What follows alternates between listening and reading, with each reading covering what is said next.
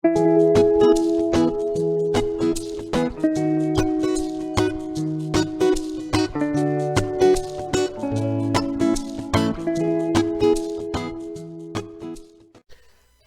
we're going to make sweet potato casserole. There are two sections to this recipe, the main casserole and then the topping. For the main dish, we'll be using 2 medium sweet potatoes. We need about 3 cups of mashed sweet potatoes, 6 tablespoons of butter, 1 cup of evaporated milk, 2 eggs, 3/4 of a cup of sugar, a half a teaspoon of nutmeg, a half a teaspoon of cinnamon, and a teaspoon of vanilla extract. For the topping, we're going to need a cup of either corn flakes or another similar cereal. In my case, I used cranberry almond crunch. We're also going to need a half a cup of crushed pecans, a 1/4 cup of brown sugar, and a half a cup of butter, which is a full stick of butter. The first thing we're going to do is cut the sweet potatoes in half and boil them until they're soft. For me, this took about 45 minutes because the halves were pretty big. The smaller your pieces, the quicker it'll cook. That's my cat Lily in the corner. I wanted to provide proof of her existence, since her food dish is always visible in my videos, but you never see her. When the potatoes are done, preheat the oven to 425 degrees Fahrenheit. Then remove the potatoes from the water, or drain the water, and let them cool for 5 to 10 minutes. We're doing this so they're easy to handle, because next we're going to remove the skins. This is fairly easy as they normally peel right off.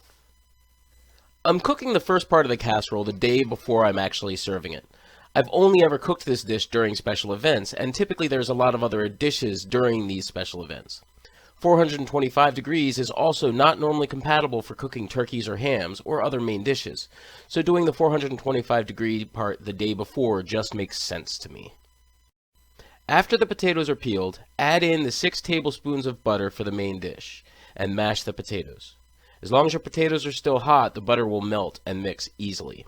Next, add in the nutmeg, the cinnamon, vanilla extract, eggs, and 1 cup of evaporated milk. Make sure to shake the can of milk before opening it. Mash and mix the ingredients really well, then pour it into a greased casserole dish. Then, when the oven hits 425 degrees, put the casserole into the oven until the mixture sets, about 20 to 25 minutes. Once the casserole cools enough, put it into the fridge for the next day. An hour before you want to serve dinner, put the casserole back into an oven that has been preheated to 350 degrees. You're going to cook it for 30 minutes to warm it back up. Then take the dish out and start working on the topping. The first thing you do for the topping is melt the butter in a microwave. I stupidly refrigerated my brown sugar, so I also needed to heat the mixture up after that to get it to mix properly. Once you mix in the brown sugar and mix it up really well, you then add in the crushed pecans and the cereal and mix it well again. Then you pour the whole mixture over the casserole and spread it out evenly. Put the casserole back in the oven for another 15 to 20 minutes to brown the topping. Then take it out and you're ready to serve.